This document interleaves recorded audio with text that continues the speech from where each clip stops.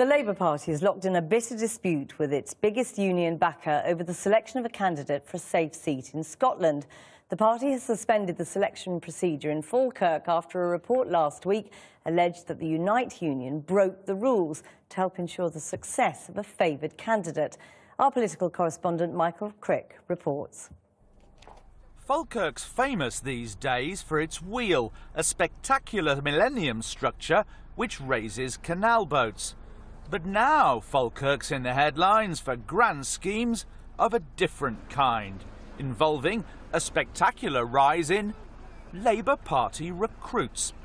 Eric Joyce's decision to step down as MP after his conviction for assault has sparked charges that the Unite union wants to bag his seat.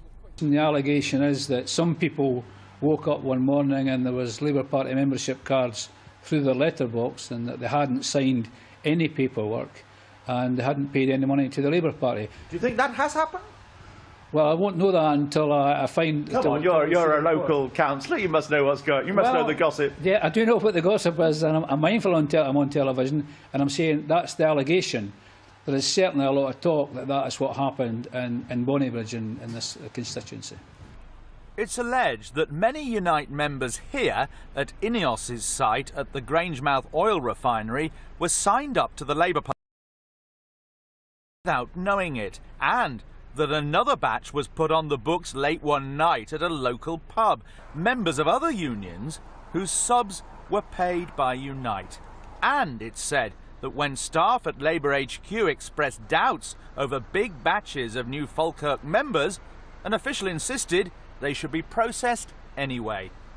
Unite told us they merely followed Labour rules, which encourage union members to join the Labour Party too. To be quite honest, I don't see what is wrong with a union actively going about recruiting its members to the Labour Party. That's what the Labour Party was created for. That's what the Labour Party should be there for, to consider the interests of working people within the UK.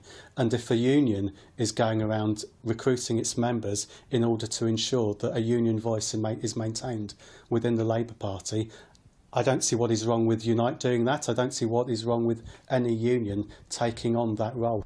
Unite, it seems, wants Carrie Murphy, a former chair of the party in Scotland, picked as Labour's candidate in Falkirk West.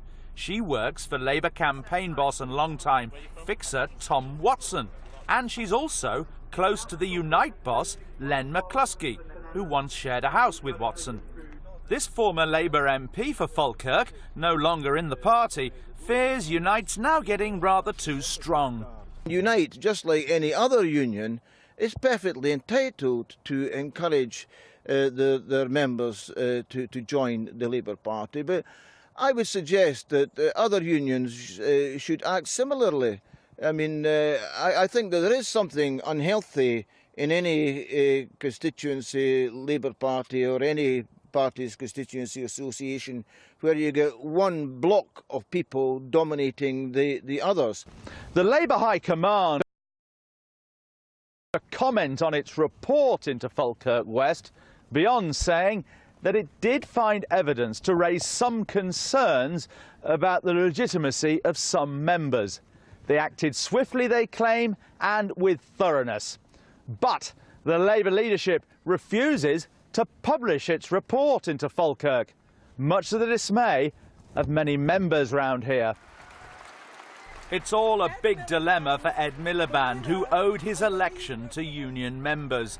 A chance perhaps to show now who's boss at a time that Unite wants more MPs. The irony is that so far they've not really had much success in getting candidates picked. And Michael Crick joins us live from Glasgow now. Michael.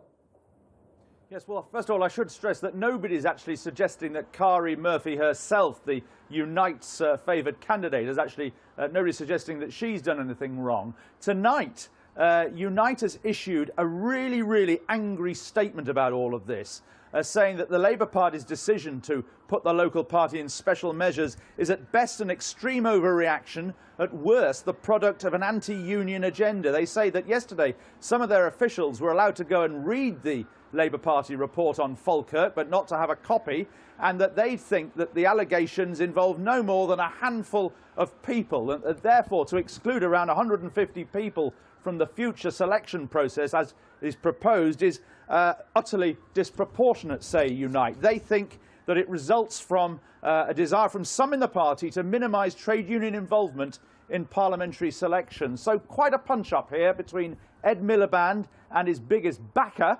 On the other hand, Labour leaders have often thrived on punch-ups with the left, providing they win.